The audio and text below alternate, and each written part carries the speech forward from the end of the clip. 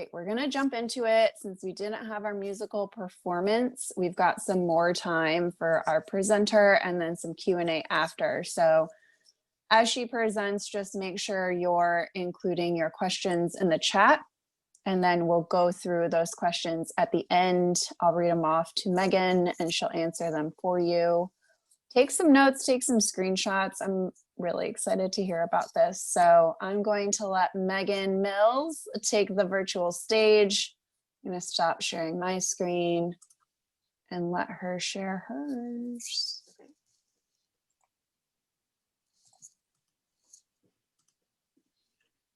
Okay, so good morning, everyone. Thank you so much for having me.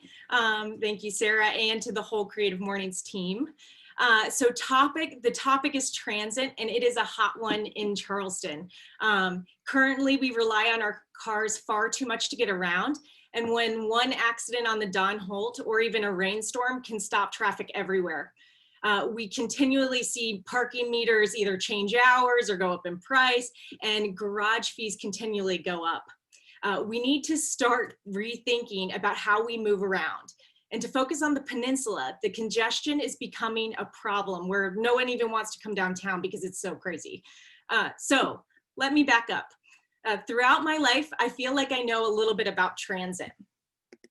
I am from Defusky Island, South Carolina. It's the southernmost tip of South Carolina, and it's actually a bridgeless island. So I took a school boat every day to school. So that's that.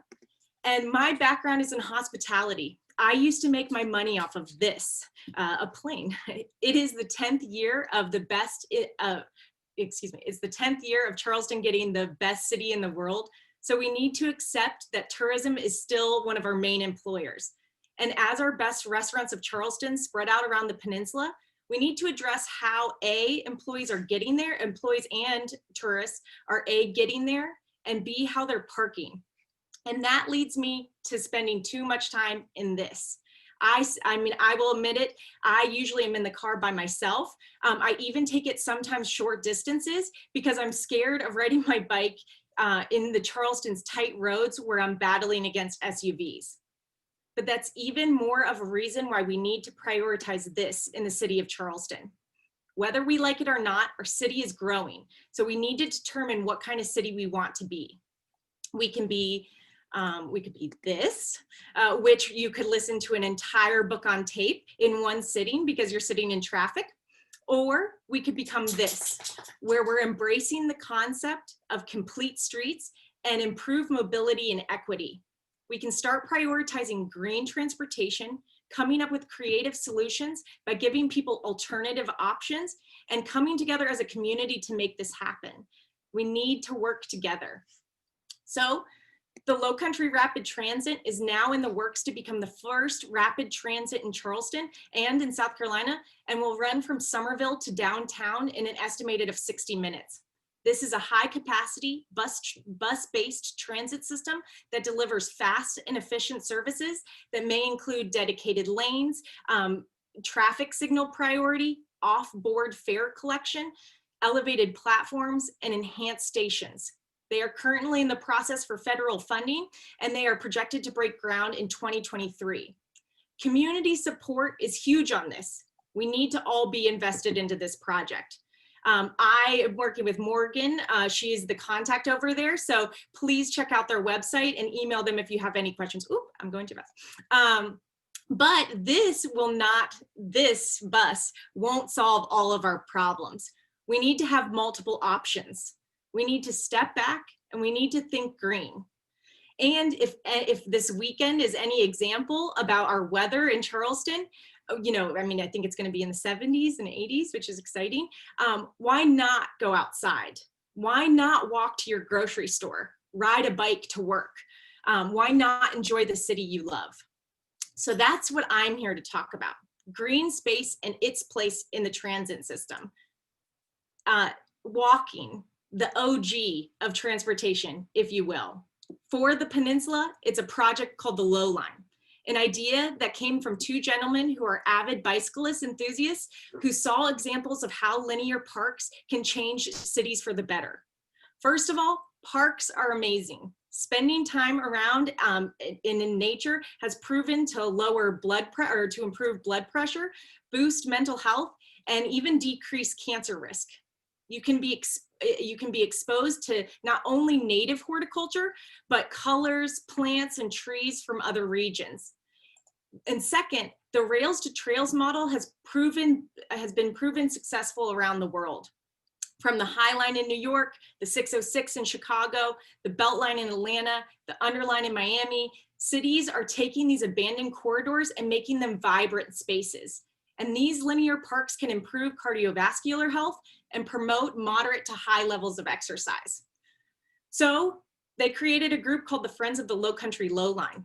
We are a nonprofit organization working alongside the city of Charleston to put together a plan for the space under and sometimes beside I-26 that highlights the surrounding neighborhoods, addresses citywide flooding, and gives pedestrians and bikers a dedicated path. So the path was originally this. It was the best friend of Charleston, and then later a train station or train.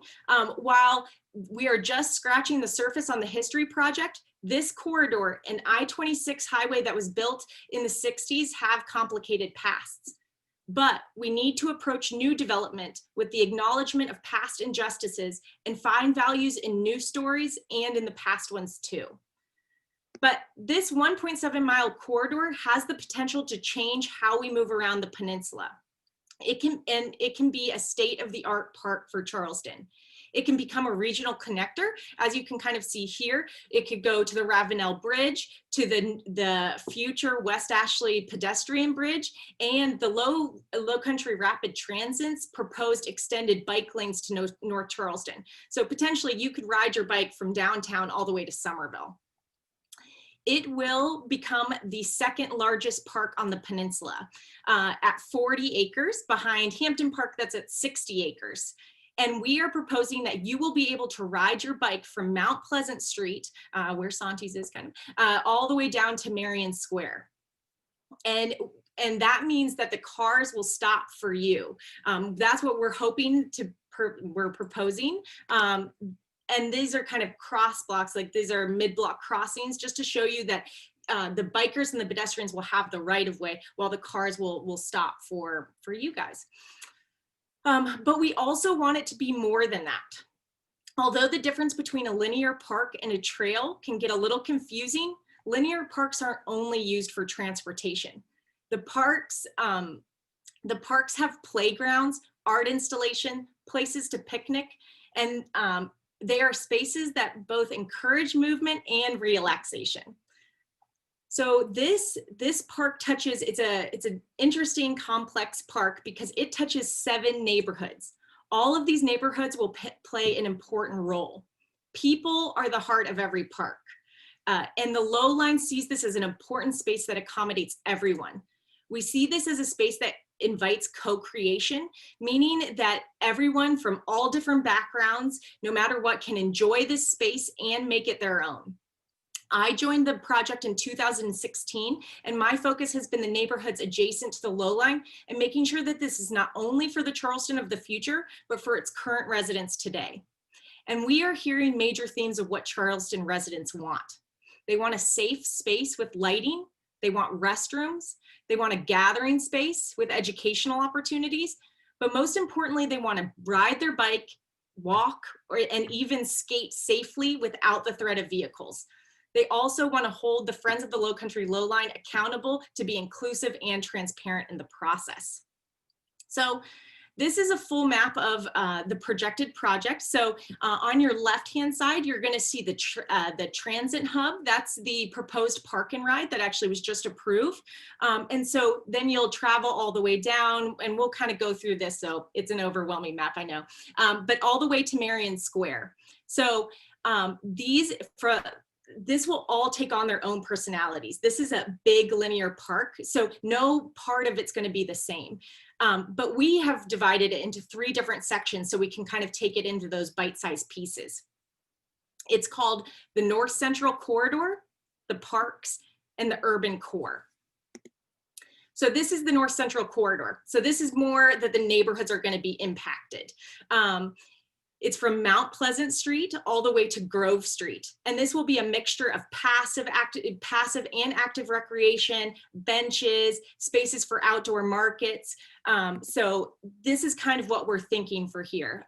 You have the column sections, we're calling it the columns. That has huge potential for art and just a lot of recreation. We see this as you're gonna come down on a Monday, Tuesday, Wednesday and just see people playing basketball, you know, maybe an outdoor market, just a place for people to congregate. So this is kind of a rendering. So this right now, if you're looking at Romney Street, looking south, and we're looking for this to look like this. So maybe on a Thursday, you'll come down and have local vendors. So you will buy, you know, your produce from local vendors. We're really excited about what the potential is here. This is really for the neighborhoods. And then the next one, so the next section, this is from Grove Street all the way to Line Street, and this is called the Parks. This has a huge potential for stormwater. We listen to the Dutch dialogues and we understand that public space needs to take on water. It needs to alleviate the neighborhoods and be able to take that water. So maybe on these huge rain days, you won't be able to visit parts of the Lowline particularly, but it needs to be able to take that water, store it, and then release it slowly so it's not having these huge flood matters. So we are proposing more of this. This will be more trail-like, just more active. There is a skate park. So there is a DIY skate park there now that will remain there. We look forward to working with them to make that a fun, active space. And then also, again, you're going to have a lot of artwork. It gets a little skinnier in the West Side neighborhood. So behind, like, say, Leon's, it's going to be a little tighter. And then it'll open up to the Lowline Park. That is going to be behind the Daily, if you know where that is, behind Barca. So that's a huge potential. That's actually our widest point of the Lowline, and I'll kind of get that in a second. So this is for Newmarket Creek.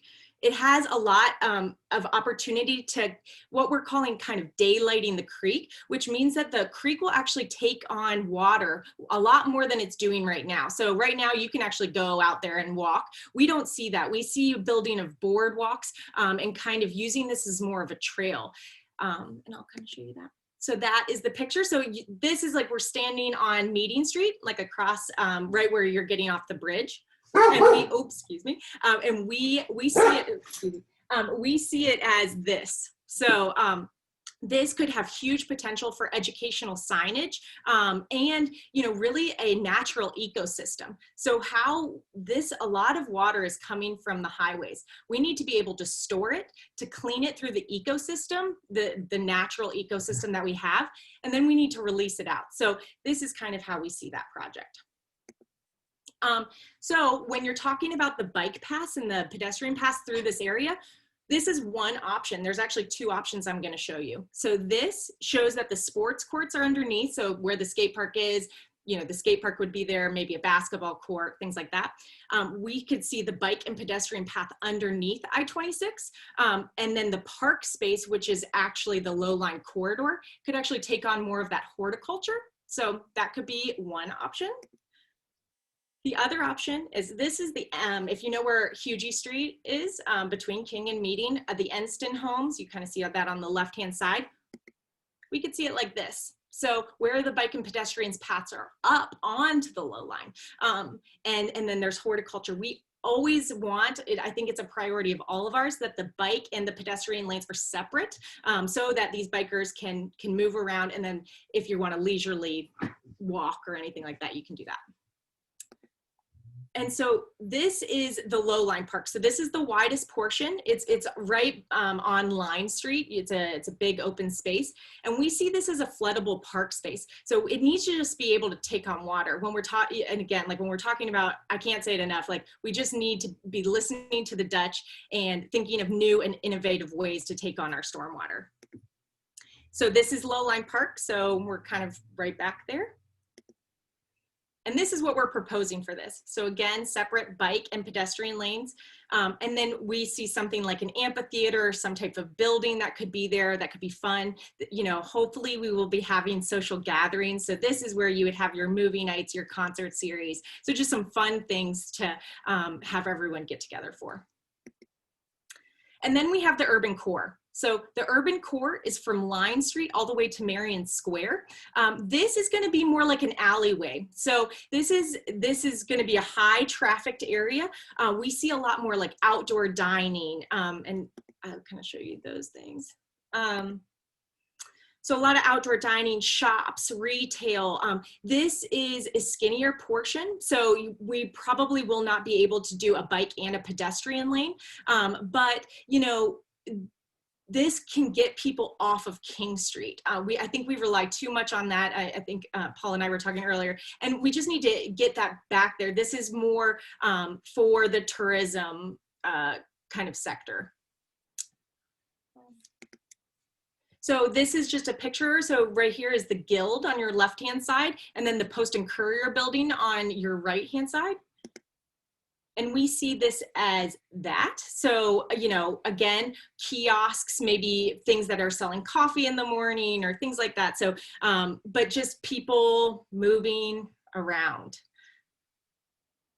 But the community will be key in this project and the entire transit system in Charleston. We need equitable, and we need for the park to be equitable and to have equitable transit-oriented development.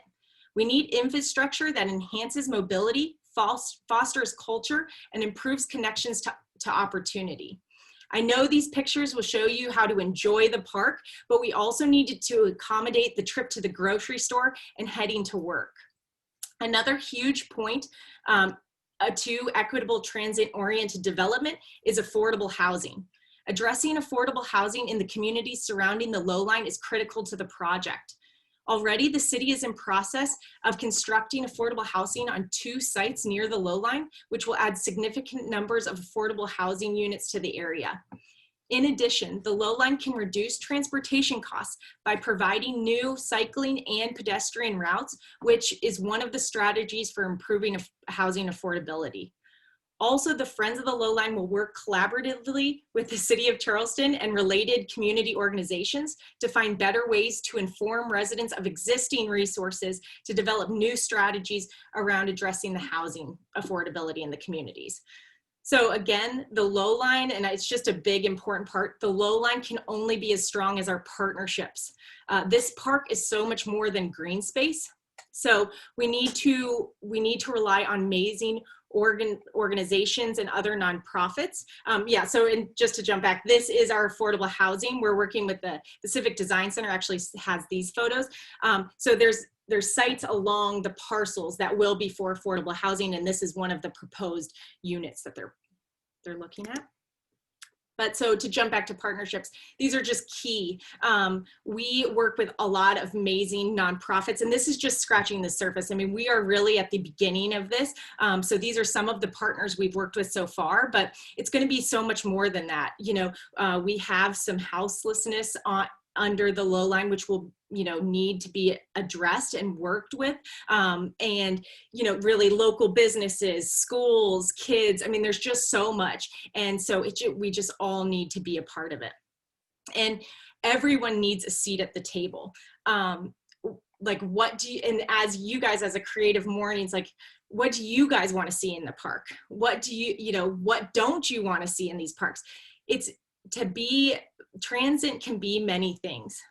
And it's important that we really push the boundaries of what we can do. You know, Charleston is growing. So we're about to take on this transit system, and why not have a great park in place that we can use and really push this boundary to show how creative and how, and really our personality in Charleston. When I'm talking about the Lowline, there's no park in Charleston like it. We have a blank space. So we're going to be able to put in high-end, vibrant things. So I just had some ideas that I just wanted to share with you guys. The High Line in New York, we have to start looking at educational programming. So outdoor schools, is a need right now. So we need to look, when we're looking at these structures, like maybe something like this for outdoor educational opportunities. Also, we need to start pushing the boundaries of art. Art and I mean, I don't have to tell you guys this, but we need cool, innovative art. I mean, we're going to have these columns. That's a huge opportunity. So I just want us to really, you know, push the boundary of what we can do. We just don't want this to be any park in Charleston. We want this to be something that everyone is proud of. And then also like event space. So this is the local 616 or 606 in Chicago, and just how we're using space and how that's introducing with art. So transit can be many things, and the next 10 years is important for you to be involved. Stay informed, give your feedback, hold these institutions accountable. I don't know where I heard this from, but once you see the cranes, you're too late in the process. And this is for everything in Charleston, is you just need to stay informed, you know, email, contact. I mean, just don't be scared to reach out and ask a question. So I can say on the behalf of the Friends of the Lowline, we are listening. So please contact us with any questions that you may have, because it's going to be so important to have everyone's buy-in in the process. And then I'll show you another one. This is a rendering of the Miami Underline. They're in phase 1, so they're a little further behind from some of the other parks, but they're a little ahead of us. But if anyone knows me, this is the background of my computer screen, because if you would have asked me 5 years ago that I would be talking to you about complete streets, green spaces, transient-oriented development, I would have called you crazy. But I am passionate about green spaces. 4.5 years ago, my son, Asher Mills, passed away from SIDS when he was 2 months old. My life was shattered, and there was 2 options I could have had. I could have given up, or I could create change in the city that I love and that has loved me back for 14 years. I'm glad I chose the latter. And if you ever feel overwhelmed, sad, or really anything, go sit on a park bench, go outside and breathe in the fresh air, because that's what helped me. So thank you guys so much. I'm so excited for this project. Please let me know if you ever have any questions. I'm here for the community. Thank you so much, Megan. That was amazing. We got so many comments and questions for you. So if you're ready, I'm we'll ready. Start firing away. Okay. Let's start at the top here. Okay, current estimate. We had a few people ask about timeline and funding, if you can address those first. So we worked with a firm called Kibling Horn, and they came up with a cost estimate around $34 million. So we're looking at about a $34 million project at this point. We see that funding, it's a complicated question, but we see it coming from some from the city. So we're looking at kind of like a third. Obviously, these are crazy times that we're in, and our city is under that crisis. So we're just trying to have creative avenues of stream. There's a lot of new development along the Lowline that we hope to be able to take advantage of, to work with, to create these spaces for Charleston residents. There's a lot of grants out there. So we're also looking at grants. And then we will have our private, we will be raising money. We're not there. We're still kind of constructing how those bones look like that.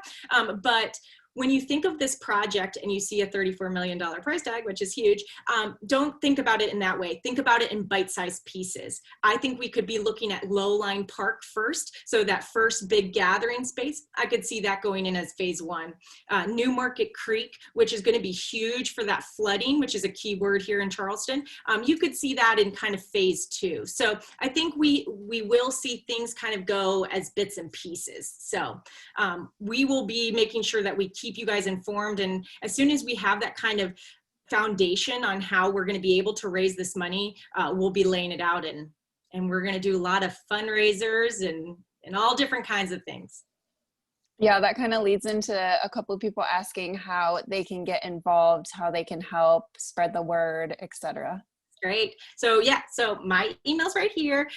We are working on updating our website to get a volunteer page. Currently, we're doing trash pickup, so we're just kind of introducing like how we can help. We'll have a form that you can fill out to become a volunteer, hopefully in the next week on our website. And then, but really, just shoot me an email. So our next trash pickup is November 14th, but we're going to have a lot more things to do. We need to make sure that all neighbors are engaged. So we're being active on social media, but you know, not everybody has that. So it's even door-to-door flyers. I need help. I mean, I need help with my marketing, with my, just, you know, how to get out to the community. So really, if you ever have any ideas or anything like that, please contact me. I'm available and always open to new ideas.